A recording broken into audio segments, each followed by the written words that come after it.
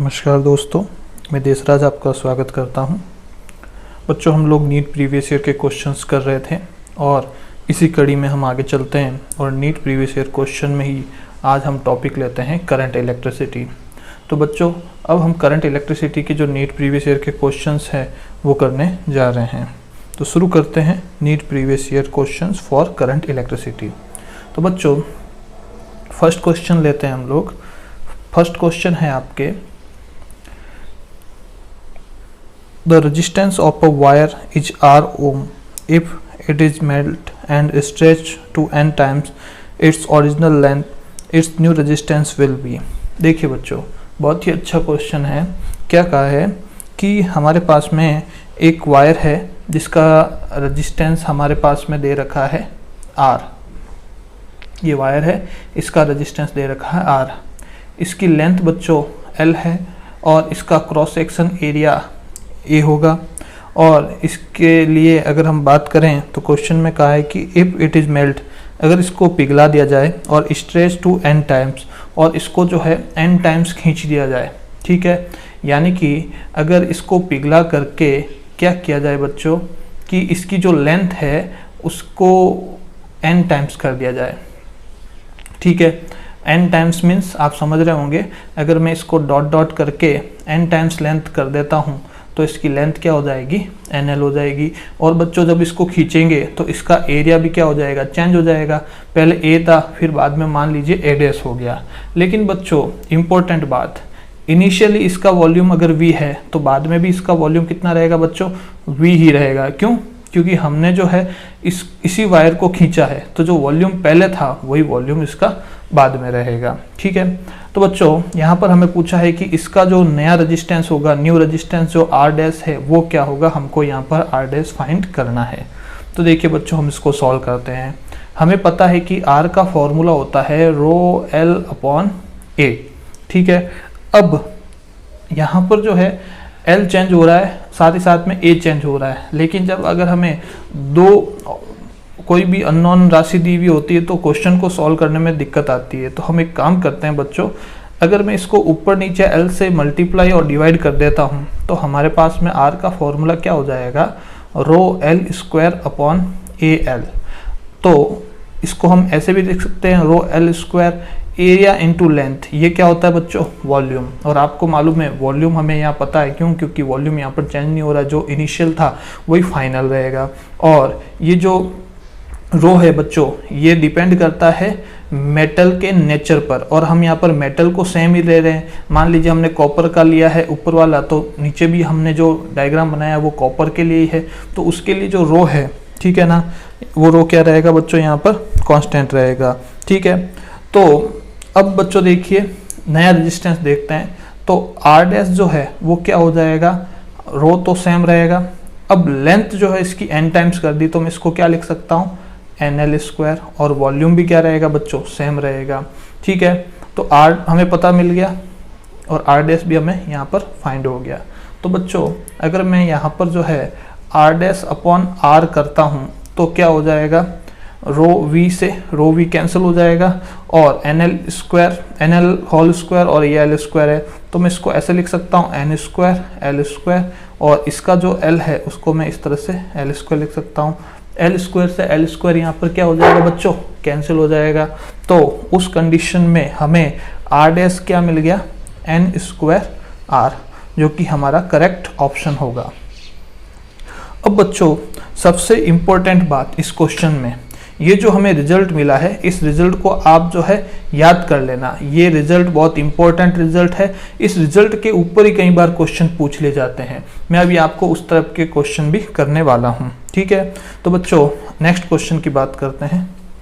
Next question क्या कह रहा है, नेक्स्ट क्वेश्चन कहता है, two metal wire of identical dimension are connected in series. दो मेटल वायर है जो कि एक जैसे है और उनको सीरीज में कनेक्ट किया जा रहा है, ठीक है। If rho sigma 1 and sigma 2 are the conductivity of the metal wire respectively.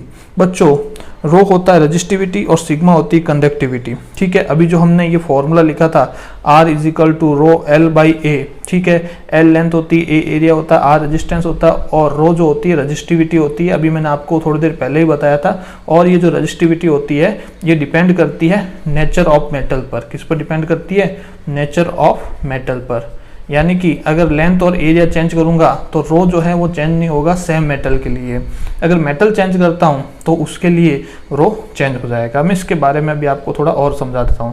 अब बच्चों ये जो रजिस्टिविटी होती है, रजिस्टिविटी का जो कह सकते हैं कि इन्वर्स होता है, उसको हम बोलते हैं कंडक्टिविटी। यानी कंडक्टिविटी इज इक्वल टू क्या हो जाएगा? 1 अपॉन रो। इसको हम ऐसे भी लिख सकते हैं, रो इज इक्वल टू क्या हो जाएगा? 1 अपॉन सिग्मा। ठीक है बच्चों, तो अब इसी के ऊपर हमारा जो अगला क्वेश्चन है उसके बारे में हम लोग चर्चा करते हैं। अच्छा, तो अगला क्वेश्चन क्या था? Two metal wires of identical dimensions are connected in series if sigma 1 and sigma 2 are the conductivity of the metal wire respectively, the effective conductivity of the combination is। हमें यहाँ पर जो है बोला है, देखिए मैं आपको थोड़ा समझा देता हूँ। हमारे पास में दो वायर हैं और दोनों वायर जो है आइडेंटिकल है, उनको जोड़ा है। तो बच्चों उनका रेजिस्टेंस क्या हो जाएगा? आर इक्वलेंट क्या हो जाएगा? R1 plus R2। और R का फॉर्मूला तो अभी मैंने आपको बताया है, क्या होता है? रो L बाई ए। और हमें यहाँ पर जो है रो नहीं दिया हुआ है, हमें यहाँ कंडक्टिविटी दी हुई, तो इस फॉर्मूले को हम कन्वर्ट कर सकते हैं। R का फॉर्मूला क्या लिख सकते हैं? L बाई ए। और रो का ऑपोजिट क्या होता है? 1 अपॉन सिग्मा। तो हमें जो है ये नया फॉर्मूला मिल गया 1 upon sigma L by A. ठीक है, तो बच्चों क्या हो जाएगा कि हमारे पास में दो वायर है, एक ये रहा और दूसरा वायर ये रहा। इन दोनों वायर को जो है सीरीज में कनेक्ट किया है। इसका रेजिस्टेंस R1 है, इसका रेजिस्टेंस R2 है और इसका जो कह सकते हैं कंडक्टिविटी सिग्मा 1 है, इसकी सिग्मा 2 है। ठीक है बच्चों, अच्छा इसकी लेंथ जो है L है और इसकी लेंथ भी आपको दे रखा है L है क्योंकि आइडेंटिकल है। इसका एरिया A है और इसका एरिया भी A है, ये भी आपको आइडेंटिकल दे रखा है। तो बच्चों क्या हो जाएगा? R is equal to R1। R1 को क्या लिख सकते हैं हम लोग यहाँ पर? 1 अपॉन सिग्मा 1, लेंथ L है, एरिया A है, प्लस R2 को क्या लिख सकते हैं? 1 अपॉन सिग्मा 2, लेंथ L है, एरिया A है। ठीक है बच्चों, तो अब ये जो R इक्वलेंट है इसको हम क्या लिख सकते हैं बच्चों? तो इसके लिए फॉर्मूला तो यही होगा रो L बाई ए। ठीक है, या फिर हम यहाँ पर सिग्मा काम में ले रहे हैं तो 1 upon sigma L by A. ठीक है बच्चों, तो इसके लिए क्या हो जाएगा? R इक्वलेंट के लिए 1 अपॉन सिग्मा इक्वलेंट L की जगह यहाँ पर कितना हो जाएगा बच्चों? देखो R इक्वलेंट के लिए L कितना हो जाएगा? अगर सिंगल का देखते हैं तो L है, दोनों को सीरीज में जोड़ा है तो L कितना हो गया? डबल हो गया, 2L हो गया। और नीचे जो है यहाँ पर एरिया जो है इसका भी क्या रहेगा? एरिया तो A रहेगा पूरे का। ठीक है, तो ये हो गया 1 upon sigma 1 L by A plus 1 upon sigma 2 L by A. यहाँ पर जो है L अपॉन ए जो कॉमन आ रहा है, तो L अपॉन ए से L अपॉन ए को मैं यहाँ सब जगह कॉमन लेकर के कैंसिल कर दूंगा, तो मेरे पास क्या बचेगा? 2 upon sigma equivalent 1 upon sigma 1 plus 1 upon sigma 2। आप इसको आगे सॉल्व करेंगे और अपने ऑप्शन से मैच करेंगे। ठीक है, तो अगर हम इसको सॉल्व करते हैं बच्चों तो क्या हो जाएगा? सिग्मा इक्वलेंट अपॉन 2, ये हो जाएगा sigma 1 sigma 2 upon sigma 1 plus sigma 2। ठीक है, इस 2 को आप ऑप्शन से मैच करने के लिए इधर भेज दीजिए, तो हमारे पास में सिग्मा इक्वलेंट आ जाएगा बच्चों 2 sigma 1 sigma 2 upon sigma 1 plus sigma 2। ये हमारा हो गया बच्चों आंसर। ठीक है, आपको समझ में आया होगा। अब बच्चों आगे चलते हैं और बात करते हैं हम हमारे नेक्स्ट क्वेश्चन की। बच्चों आपका जो नेक्स्ट क्वेश्चन है वो मैंने जो भी आपको फर्स्ट क्वेश्चन कराया है उसी के लास्ट में जो मैंने रिजल्ट बोला है आपको कि याद रखना, उसी रिजल्ट पर बेस्ड है। अभी आपको समझ में आता है क्या है इसका एप्लीकेशन। देखिए बच्चों क्या बोला है क्वेश्चन में, अ वायर ऑफ रेजिस्टेंस 4 ओम, आपको जो है R दे रखा है 4 ओम। ठीक है, और क्या बोला है? It stretch twice its original length, यानी कि बच्चों वहां पर n टाइम्स था लेकिन यहाँ n कितना है? ट्वाइस, यानी कि 2 लिख दिया हमने। The resistance of stretch wire would be, यानी कि हमें यहाँ पर जो है R डैश फाइंड करना है और आपको मैंने रिजल्ट याद रखवाया था बच्चों, R डैश बराबर क्या होता है? n square R। ठीक है, तो फिर यहाँ पर आर डैश क्या हो जाएगा, n कितना है 2, तो 2 का स्क्वायर और r कितना है 4, यानी 4 × 4 यानी आंसर आ जाएगा बच्चों 16 ओम। यानी कि अगर हमें रिजल्ट याद है तो ये क्वेश्चन 1 मिनट का है। चलिए आगे चलते हैं, नेक्स्ट क्वेश्चन करते हैं बच्चों। नेक्स्ट क्वेश्चन बहुत ही अच्छा क्वेश्चन है। देखिए क्या बोला जा रहा है, a wire of a certain material is stretch slowly by 10%, its new resistance and specific resistance become respectively. बच्चों हमें बोला है कि एक वायर है जो सर्टेन मटेरियल का है, यानी मटेरियल जो है वो निश्चित है, इज स्ट्रेच स्लोली बाय 10%, यानी कि उस वायर को 10% खींचा जाता है। ठीक है बच्चों, देखिए क्या कहने का मतलब है, ये हमारे पास में वायर था, इनिशियली लेंथ थी इसकी L, एरिया इसका A। ठीक है, अब इसको 10% खींच दिया तो क्या हो जाएगा बच्चों, ये वायर लंबा हो जाएगा। लंबा हो जाएगा तो इसकी लेंथ कितनी हो जाएगी, L डैश हो जाएगी। अब L डैश कितनी हो गई, पहले तो L थी, अब 10% और जोड़ दो, 10% ऑफ L और जोड़ दो, तो क्या हो जाएगा बच्चों, L डैश जो है वो हो जाएगा L प्लस 10% कितना होता है बच्चों, 0.1 L, यानी कि हमारे पास में आ गया 1.1 L। L डैश जो है बाद में क्या आ गया, 1.1 L। अब बच्चों हम बात करते हैं, हमें क्वेश्चन में जो है ऑप्शन दिए हुए हैं और ऑप्शन में हमें जो है यहाँ पर न्यू रेजिस्टेंस और स्पेसिफिक रेजिस्टेंस बताना है। तो बच्चों पहले मैं आपको स्पेसिफिक रेजिस्टेंस के बारे में बता देता हूँ। बच्चों स्पेसिफिक रेजिस्टेंस को ही हम लोग क्या बोलते हैं, रजिस्टिविटी। और अभी मैंने आपको बताया था कि रजिस्टिविटी जो है किस पर डिपेंड करती है, nature of matter, nature of metal.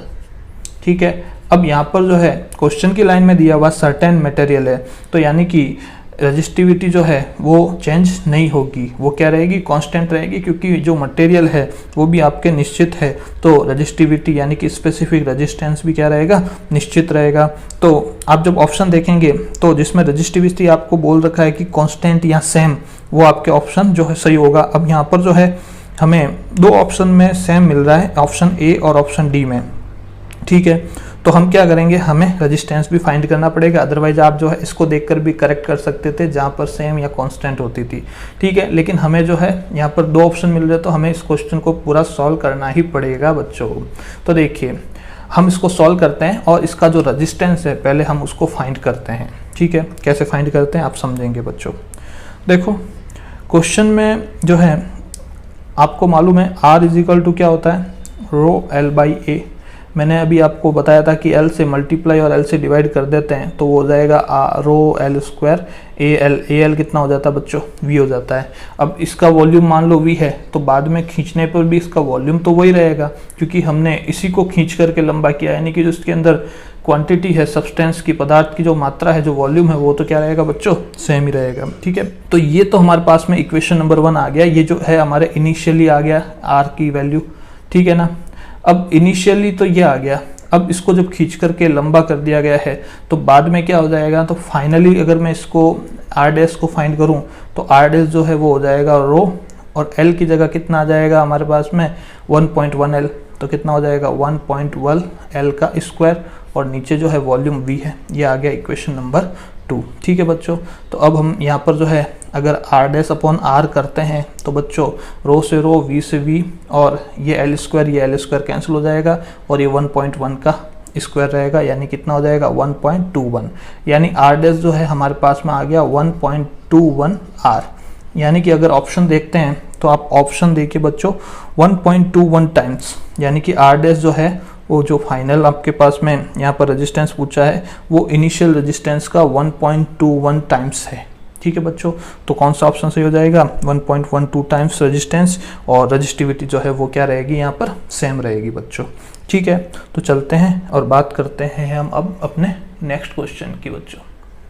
देखिए नेक्स्ट क्वेश्चन में क्या कह रहा है, नेक्स्ट क्वेश्चन बहुत ही सिंपल है बच्चों। ठीक है, देखिए नेक्स्ट क्वेश्चन में कह रहा है कि the electric resistance of a certain wire of iron is R, यानी कि यहाँ पर भी सर्टेन वायर है बच्चों, आयरन का वायर है, यानी कि जो रो है वो चेंज नहीं होगा। If its length and radius are both double, अगर इसकी लेंथ और रेडियस को डबल कर दिया जाए तो उस कंडीशन में नया रेजिस्टेंस क्या होगा। तो बच्चों very simple, R is equal to rho L by A। R dash के लिए इसने बोला है कि मटेरियल सर्टेन है, यानी रो तो सेम रहेगा। अब लेंथ को डबल कर दिया और रेडियस को भी डबल कर दिया, तो अगर मैं इसका फॉर्मूला लिखता हूँ तो वो रो एल बाई ए, और आपको मालूम है किसी भी वायर का जो एरिया होता है वो कैसा होता है, इस तरह का सर्कुलर होता है, तो उसके लिए ये क्या हो जाएगा पाई आर स्क्वायर।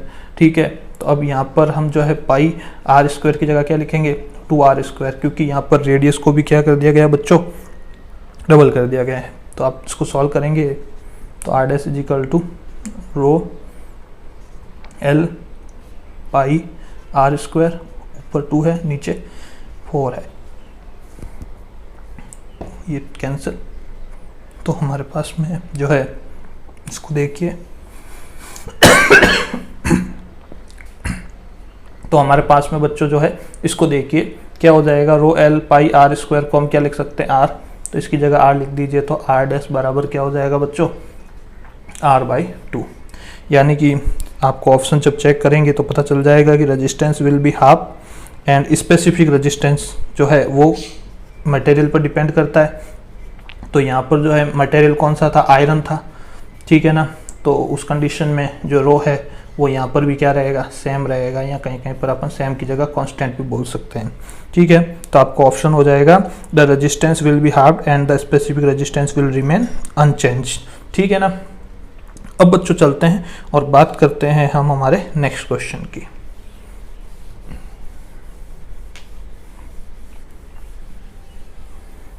देखिए बच्चों नेक्स्ट क्वेश्चन क्या कह रहा है। नेक्स्ट क्वेश्चन में अगर बात करें तो बोला है कि a 6 volt battery is connected to the terminal of a 3 metre long wire of uniform thickness. हमें यहाँ पर जो है V1 दे रखा है 6 मीटर और L1 दे रखा है बच्चों, सॉरी V1 दे रखा है 6 वोल्ट और L1 जो है वो दे रखा है 6 मीटर, और क्या बोला है, और उसका जो रेजिस्टेंस है R1 वो हमें दे रखा है बच्चों यहाँ पर 100 ओम। ठीक है, अब क्या बोला है कि the difference of potential between 2 points on the wire separated by distance of 50 centimetre, यानी कि इसकी लेंथ जो है L2 जो है वो 3 मीटर की जगह 50 सेंटीमीटर कर दे। ठीक है, तो उस कंडीशन में 50 सेंटीमीटर यानी कि 0.5 मीटर कर दे, तो उस कंडीशन में V2 जो है वो क्या होगा बच्चों, ये हमारा क्वेश्चन है यहाँ पर। ठीक है, तो हम इसको सॉल्व करते हैं और इसको देखते हैं क्या होगा।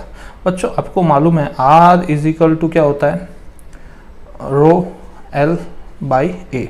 ठीक है, यानी कि अगर यहाँ पर बात की जाए, ठीक है, तो उस कंडीशन में बच्चों मैं इसको थोड़ा और चेंज कर देता हूँ, L से मल्टीप्लाई डिवाइड करते हैं तो रो L² बाई V हो गया। ठीक है, अब यहाँ पर जो है इसका जो मतलब बोला है क्वेश्चन में कि 3 metre long wire of uniform thickness, यानी कि इसकी थिकनेस जो है यूनिफॉर्म है, रेजिस्टेंस 100 ओम है, the potential difference between 2 points on the wire separated by distance of 50 centimetre will be. ठीक है, तो देखिए बच्चों अगर यहाँ बात करें तो यहाँ पर भी हम लोग R जो है वो किसके डायरेक्टली प्रोपोर्शनल है, L के डायरेक्टली प्रोपोर्शनल है। ठीक है ना, तो देखिए बच्चों कैसे सॉल्व करेंगे मैं आपको समझाता हूँ।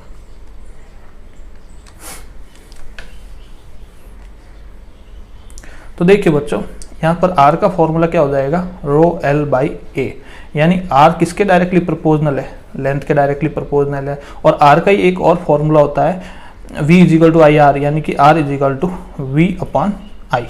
ठीक है ना, तो R जो है वो V के भी डायरेक्टली प्रोपोर्शनल है बच्चों, तो अगर मैं लिखता हूँ R1 अपॉन R2 तो वो हो जाएगा L1 अपॉन L2, या फिर उसको ये भी लिख सकते हैं V1 अपॉन V2।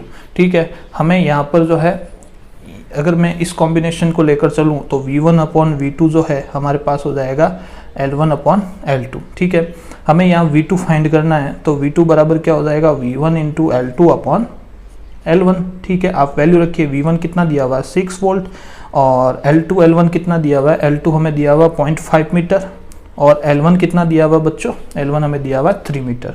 ठीक है, तो आप इसको जब सॉल्व करेंगे इस पॉइंट को हटा दीजिए, नीचे चला गया 30 हो गया, तो ये हो गया 5, तो हमारे पास में आंसर आ जाएगा बच्चों 5/5 यानी कि 1 वोल्ट।